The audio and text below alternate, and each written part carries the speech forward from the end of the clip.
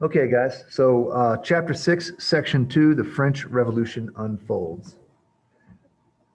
The first question here is, what were the phases of the French Revolution? We go into the textbook section here. We'll zoom in a little more. Right here, it talks about the three phases of the revolution. It says historians divide the revolution into different phases. There was the moderate phase, which is the one we've studied so far. This will turn into the radical phase, which we'll start to see towards the end of this reading. It escalates into violence and ends with, the reign of terror. And then following that, the reign of terror, following that radical phase, there will be the Directory, which is kind of a time when France is like, hey, everything's gotten really extreme and really crazy. We need to fix that. And then this leads us to the age of Napoleon. I'll be honest with you, I tend to focus in this class on these first two phases. And then once we get to the Directory and Napoleon, I basically say, this is what happened to solve it. Because it's not an easy story to tell how everything got back to normal, because it's hard to assume that it ever really did get back to normal. Okay. Gabe's put his answer in the chat here. That's a great big old answer, but you're not wrong. You're not wrong. I'm satisfied on your homework here if we just basically list the phases. Okay. So we'll say moderate phase, radical phase, Directory, Napoleon. Those are the phases. And I know it doesn't fit, but that's okay. Okay. So those are the phases of the French Revolution. So far, we've covered phase one, the moderate phase. We talked about how people were basically arguing about politics in France. Right? France had some money troubles. There was a history of anger and unrest, but it was basically political arguments. It was guys standing around in Congress, or what their version of Congress would be, sort of yelling at each other. But once we get into this radical phase, we'll see that this turns into people standing around on the street yelling at each other. And it does really signal a new phase in the revolution.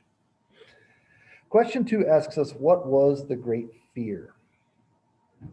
What was the Great Fear? Gabe, I appreciate you trying to participate like that. I do. I think we should leave some room for, I don't know, maybe giving me a warning that you want to offer an answer. I don't know. So says, in such desperate times, rumors ran wild and set off what was later called the Great Fear. Tales, that's stories about attacks on villages and towns, spread panic. So people are saying, the king is sending troops to attack villages and stuff. Other rumors asserted that the government troops were seizing peasant crops. So there were a lot of rumors going around that the government was out to take our food, right? That the king is basically attacking us. Inflamed by this famine and fear, peasants unleashed their fury on nobles who were trying to reimpose medieval dues. So back in the medieval times, the nobles were trying to basically say, hey, you have to basically work for me for free. Okay. And the nobles were trying to assert some of that. But more than that, it was people afraid that they were trying to assert some of that right. Defiant peasants, they set fire to the old manor records. So like their lease agreement, they would go into the management's office and grab the lease agreement and take it outside, and they would burn them. They stole grain from storehouses. These attacks did die down after a period of time, but they demonstrated that peasants were angry with this unjust system, this ancien regime that we keep talking about. So, what was the Great Fear? Oh, that's not the button I want. The Great Fear was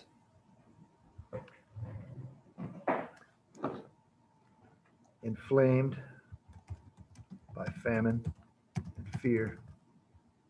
Peasants attacked nobles, stole their grain, burned records. I mean, they believed that these nobles were trying to impose, all these new rules and all these new expectations on them, and they didn't like that. It's not at all clear that the nobles really were pushing very hard to assert their medieval rights on them, but um, anyway, this was the peasants' reaction to that. So I asked two questions here about the Declaration of the Rights of Man. I asked later in the document, questions 14 and 15. We investigate that a little closer. But here in the reading, it talks about the Declaration of the Rights of Man. And really quickly, I wanted to get into that. It says, how did it incorporate or use Enlightenment ideas?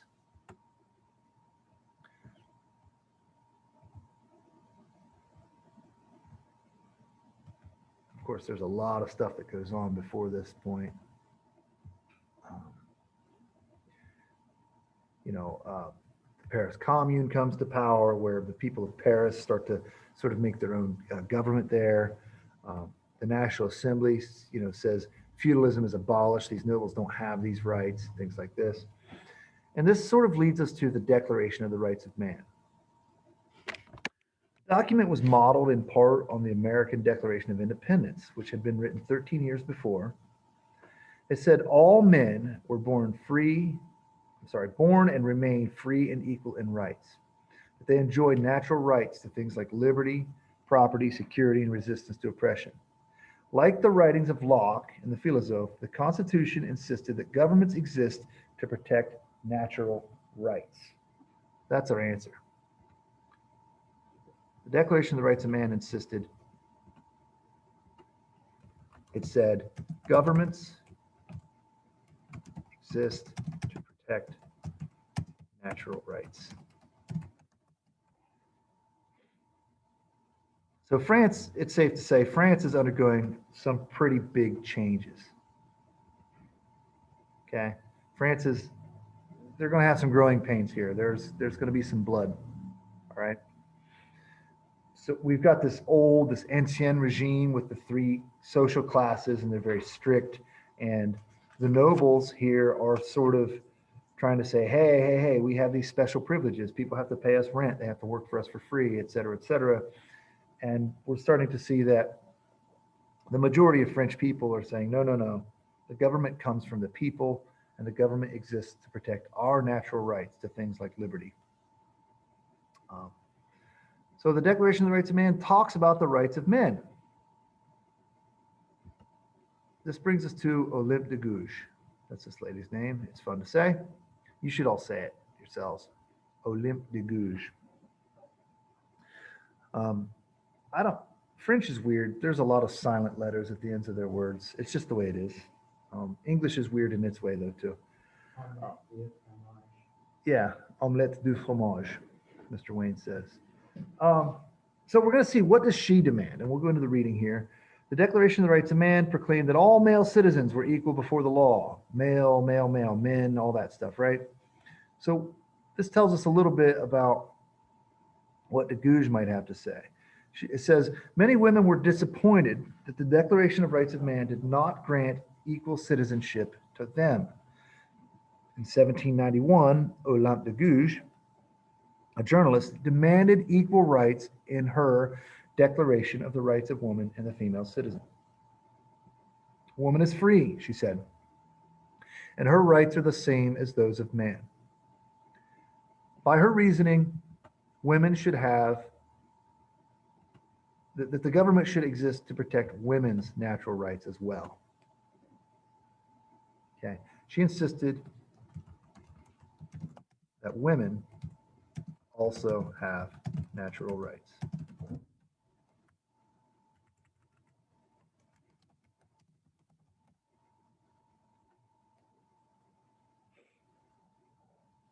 She thought it was deeply unfair that we would talk all this stuff about liberty and completely ignore women's role in society on this stuff.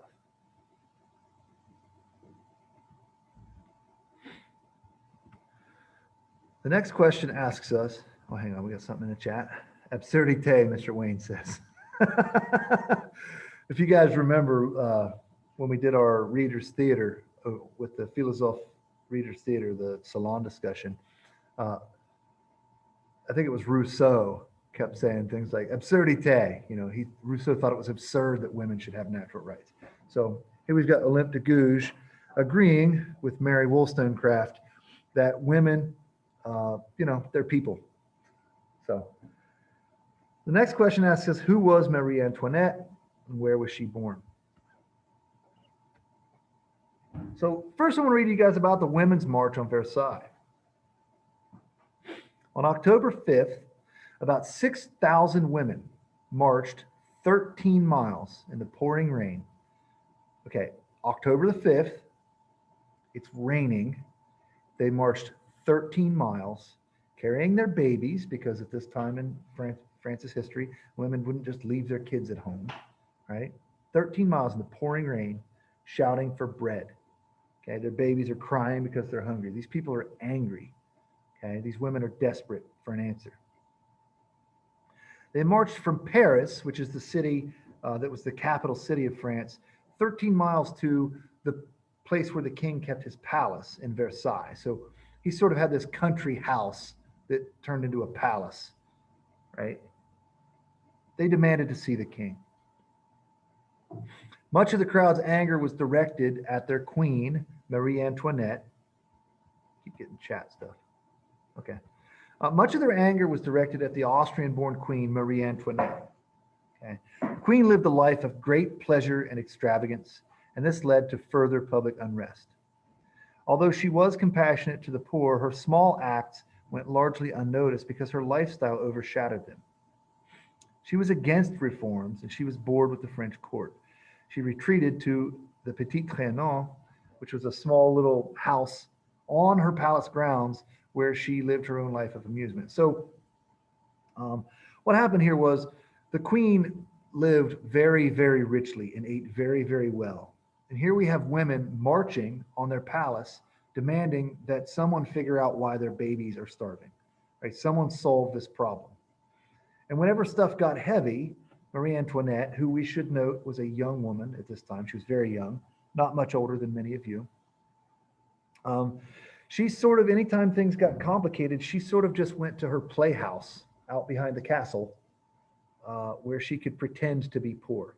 And that's what she would do. She would go out back and play milkmaid and pretend that she was milking cows or whatever, just for her own amusement. It was sort of her escape.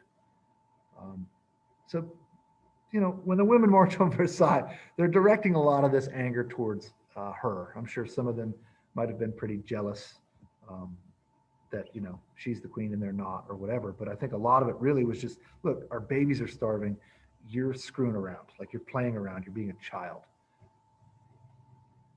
The women who marched on Versailles, and there were men in the crowd as well, but there were women, they refused to leave the Palace of Versailles until the king met their most important demand, that the king and his family return to Paris.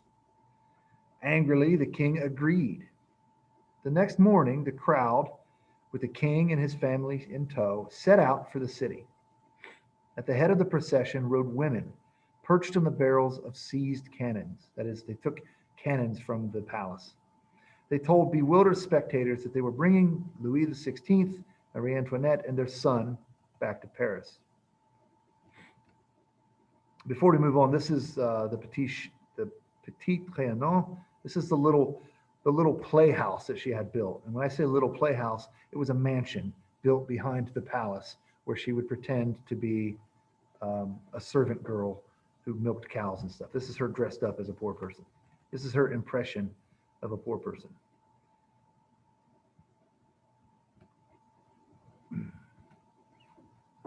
Mr. Wayne posted a link in the chat to a picture of the Palace of Versailles. The palace still stands, by the way. But the king and her family, or the king and his family, they were forced to return to Paris. Before we get into that, though, I should probably talk about question 5, which, who was Marie Antoinette and where was she born? Okay. Firstly, she was the Queen of France.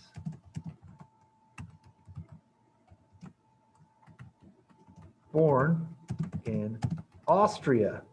which is an ally of France or an ally to the monarchs of France, but we'll soon see that Austria and France have a complicated relationship. She was born in Austria. What else did I write here? Oh, she lived a life of pleasure and extravagance. I had to look up the word extravagance here because I'm not good at spelling. So what do the women get from their march on Versailles?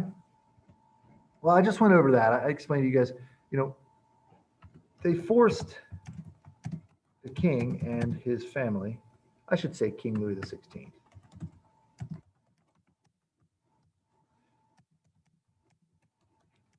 to return to Paris. And when I say return to Paris, keep in mind, like, they never actually lived in Paris. These actual people did. But Paris was the capital city of the kingdom. It's just that King Louis XVI, his grandfather had actually sort of moved the government of France outside of the city. This would protect him from the angry people, or the people that he would make angry with his absolute rule. This is part of his strategy. And this is something that the nobles weren't really a fan of either, because if the king was outside of the city, then when they wanted to come and suck up to the king, it made that very difficult, because now they're outside the city, they're away from their money, they're away from their power and their contacts and things like that. And so this was a strategic move on the part of the king's grandfather, Louis XIV. And here we have the women in their march on Versailles undoing that. So the king and the queen are humiliated and forced to return to their capital city. The next question is, why did the National Assembly seize church lands? And this is sort of an order of events, right? This is a bit of a timeline that we're building. The women said, now we won't have to go so far when we want to see our king. Crowds along the way cheered for the king, who now wore the tricolor, which is a symbol of the revolution. So he was wearing the hat, the three-colored button on his shirt, or the hat that symbolized his allegiance to reform and changing the government. In Paris, the royal family was moved into the Tuileries Palace, but they were virtually prisoners there. The National Assembly soon followed the king to Paris. So they left Versailles and they came to Paris, back to the city. Its largely bourgeois members worked to draft a constitution and solve the continuing financial crisis. The crisis was to pay off the huge government debt. Much of the debt that France owed, much of the money that France owed, they actually owed to the bourgeoisie, these merchants and bankers and factory owners. And to solve this problem, the assembly voted to take over and sell the church lands. Okay, so they seized church lands to get their loans repaid to them, basically, right? To solve France's money problems. Basically, they said, hey, France, you owe us money. Church, you have special privileges here. France owes us money. We're going to take that out of you. We're going to take that from you. And so they seized lands from the Catholic Church. If we remember all the way back during our scientific revolution phase, Galileo's beef was with the Catholic Church. The Enlightenment butted heads with this old order, this old privileged way of living. And here we see the National Assembly saying, yeah, the church is one of the places where all of our suffering comes from. And they sort of stole the land back from them to sell it. Of course, this is just one point of view. From the nobles and the king's point of view, you have all these money-grubbing bankers in the bourgeoisie who are charging France all this interest, so it's a point of view thing.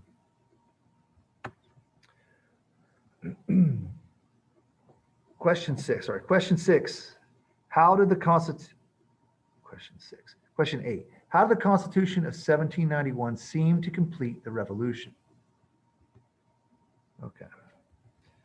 I'm going to have to clear my notes here so I can see. All right. National Assembly put the French Catholic Church under state control under the Civil Constitution of the Clergy, which is a constitution that I ignore because there are way too many constitutions to have you guys memorize.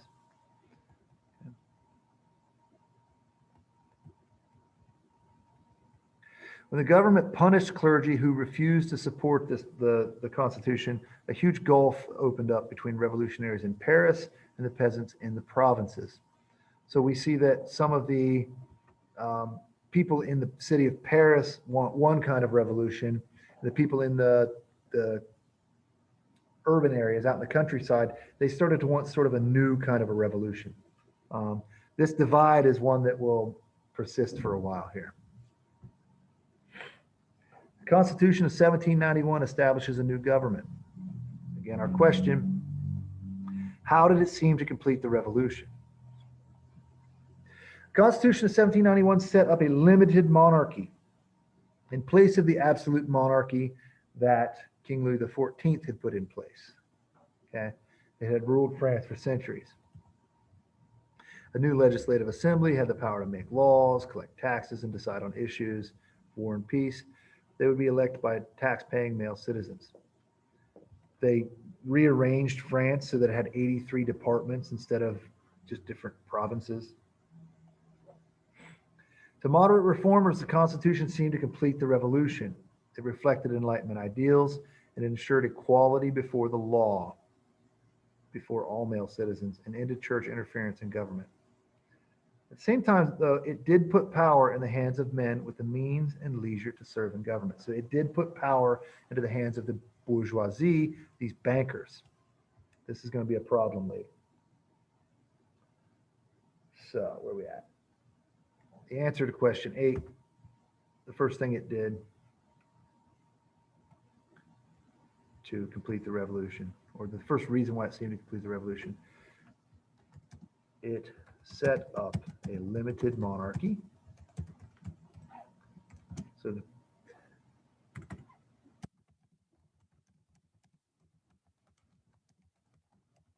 in place of where the king had he used to have absolute power, and now it was limited by a constitution. And it ensured equality before the law and other Enlightenment ideals.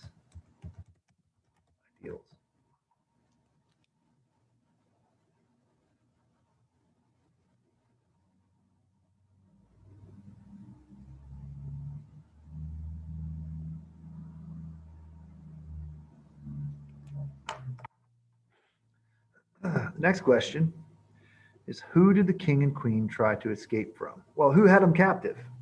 Right? If we know who had them captive, then we know who they tried to escape from. This is one of my favorite stories of the French Revolution. Meanwhile, while their powers were being taken from them and they were no longer absolute monarchs, Marie Antoinette and others had been urging the king to escape their humiliating situation. Louis finally gave in. One night in June 1791, a coach, now, not just any coach, this was a great, big, awesome coach, a coach that was fit for a king, okay? One night, a coach rolled north from Paris toward the border. Inside this fancy coach sat the king, disguised as a servant, and the queen, dressed as a governess, and the royal children. This attempted escape failed. In a town along the way, Louis's disguise was uncovered by someone who held up a coin with his face on it. It didn't help. This is not really in the textbook here. It didn't help, but at the time, the queen, they stopped somewhere, and the queen was so happy with the way she was treated by someone in the countryside that she gave them a silver platter as payment, which is kind of weird because they were supposed to be servants who were just crossing the border. So they sort of gave themselves away. But they were found out and it failed. A company of soldiers escorted the royal family back to Paris, as onlooking crowds hurled insults at the king. To many, Louis's dash to the border showed that he was a traitor to the revolution. We should note that they were trying to escape into Austria. Austria, again, was an ally of the king and was the birthplace of the queen, but was not necessarily friendly with the French people. They had some differences in the past, and they would certainly have some differences in the future. I don't know if you guys have ever heard of World War One, but a lot of that was a beef between France and Austria. Okay, so this beef is an old one, and it continued for a long, long time. Anyway, who did they try to escape from? Well, they were trying to escape from their own people, the people of Paris.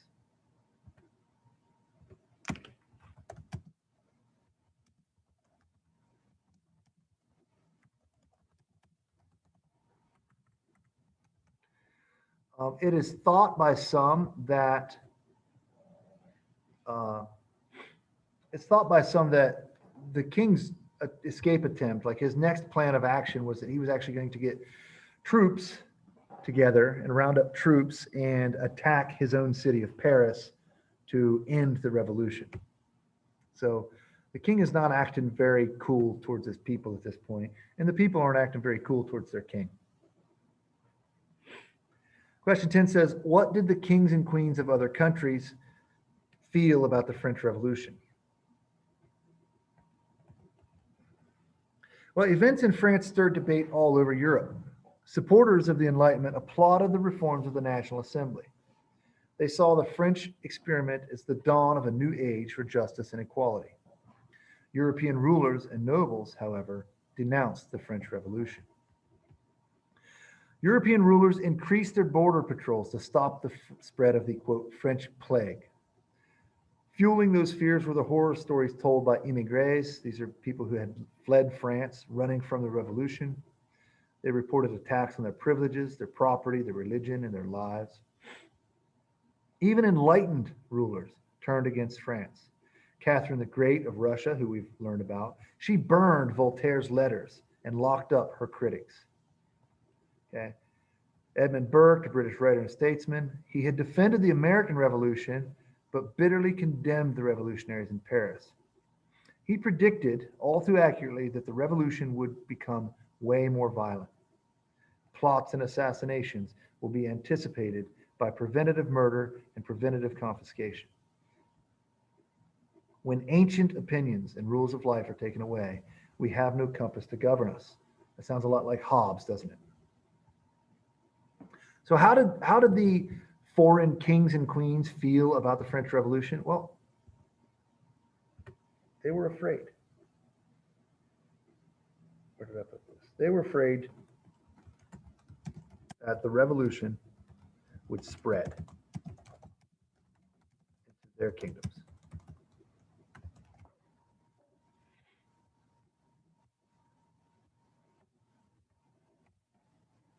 They thought, oh, if the people in our neighboring country enjoy freedoms and equality before the law, then people in our country might come to expect that, and we're not going to have that. The Declaration of Pillnitz. This is not an incredibly important declaration, but it does show some of the intent. Okay, some of the things that were going on. Threats from abroad. The failed escape of Louis XVI and his family brought further hostile rumblings from abroad. In August, the King of Prussia and the Emperor of Austria, who happened to be Marie Antoinette's brother, issued the Declaration of Pillnitz. In the document, they threatened to intervene to protect the French monarchy. The declaration may have been mostly a bluff, but the revolutionaries in France took the threat seriously and prepared for war. The revolution was about to enter a new, more radical phase of change and conflict. So, the Declaration of Pillnitz. The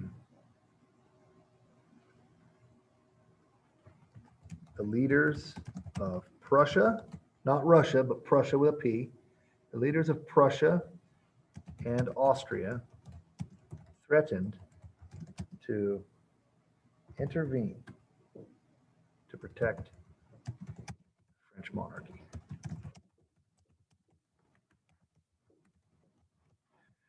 So this whole ancien regime, this whole idea that the king is has absolute power, it's granted to him by divine right. This whole thing was something that, you know, the queen's brother thought was a good idea, and the king of Prussia thought was a good idea. Even the Catherine the Great of Russia thought, hey, not a bad idea to go ahead and let the empress be the empress, right? I might have said queen, but I meant empress of Russia. So even enlightened rulers thought that this was all getting way out of hand and that people really don't deserve for the government to protect their natural rights. Anyway, this thing is going to go off the rails in a hurry. Heads will literally roll.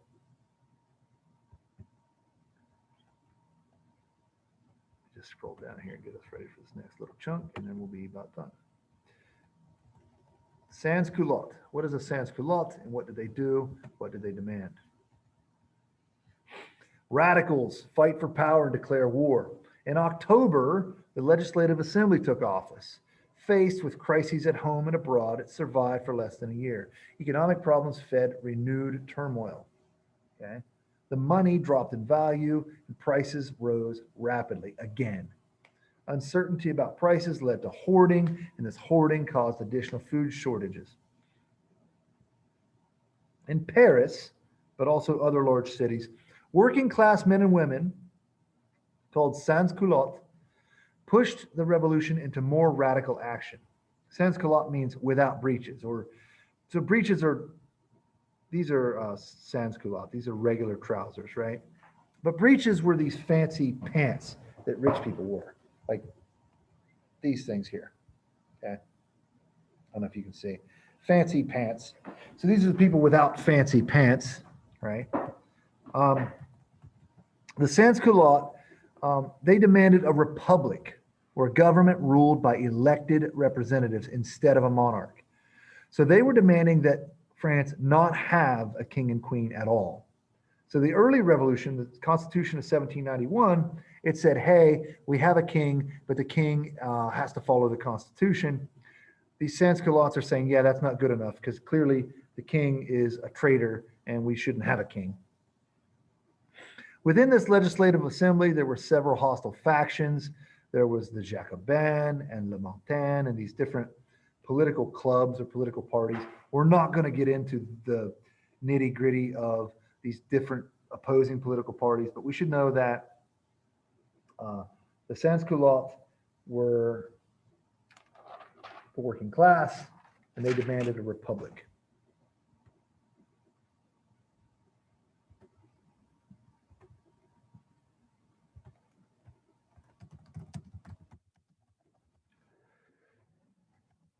Wore long pants. You need long pants to do factory work, right?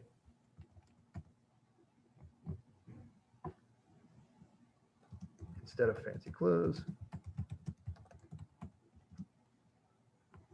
They pushed the revolution into a more radical phase. They demanded a republic. Republic in this sense is a government that is elected by the people, just like they saw in America, just like they saw with the American Revolution. A government that is elected by the people. So it's pretty clear to see the answer here for question 13. How did France find itself at war with its neighbors? Remember, Austria and Prussia were just signing an agreement saying that they were going to attack if they try to take away the king's rights to be king. So the radicals soon held the upper hand in the Legislative Assembly. The war of words between French revolutionaries and European monarchs moved onto the battlefield. Eager to spread the revolution and destroy tyranny abroad, that is, France really wanted to get rid of kings altogether, not just their king. And at this point, the sans-culottes and the revolutionaries in Paris, they weren't satisfied with undoing monarchy in France. They wanted to undo monarchy Eager to spread the revolution, they declared war first on Austria and then on Prussia, Britain, and other states. They expected to win an easy victory against France, but we're going to see a whole other thing, right? The fighting that began in 1792 lasted on and off for more than 20 years, okay?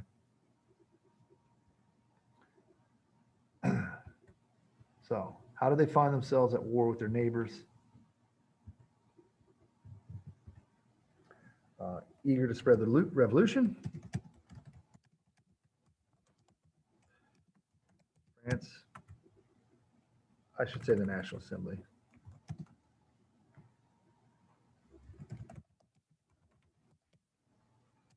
Declared war. Austria, Russia, Britain, and other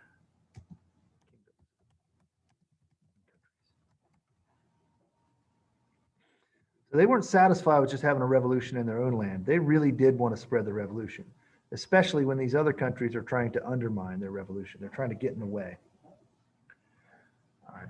This brings us back to the Declaration of the Rights of Man and the Citizen, which is this document that they had written a little earlier. The National Assembly issued this document in 1789 after having overthrown the established government in the early stages of the French Revolution. It was modeled in part on the English Bill of Rights. We won't get into that. And it was modeled on the American Declaration of Independence. The basic principles were those that inspired the revolution, like the freedom and equality before the law. The articles identify additional principles.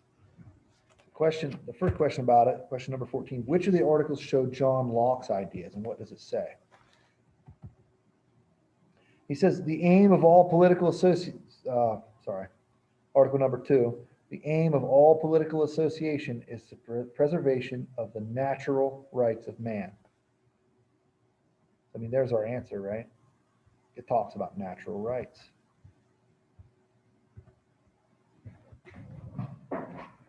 It says men are born free, equal in rights.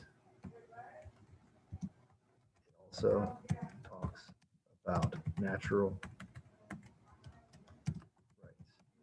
The very purpose of government is to make sure that people are free to do what they want unless it's going to hurt somebody else. And what other Enlightenment ideas can we find in the Declaration of Rights of Man? The first one I found here, and there are a number that we could have found, it says in number 6, law is the expression of the general will. If you guys recall, this whole idea of the general will comes directly from Rousseau.